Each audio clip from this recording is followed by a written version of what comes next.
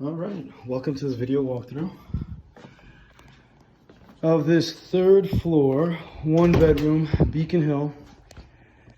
Really great classic features, hardwood floors throughout. All right, as soon as we walk in, there's a small closet. It's more of a linen closet. All right, we have the bathroom right here. Very simple, modest finishes. Toilet, vanity, sink, standing shower tub combo. All right.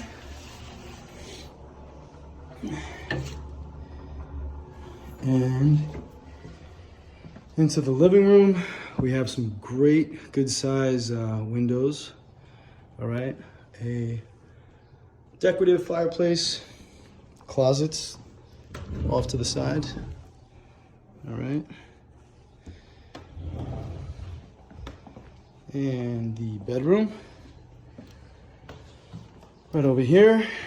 Good sized bedroom, high ceilings.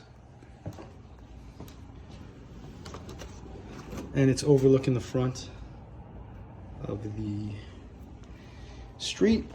More closets. All right. Just to give you an idea, good sized closets. This closet, okay. All right, that's a fully stocked closet. And let's go back out into the living room.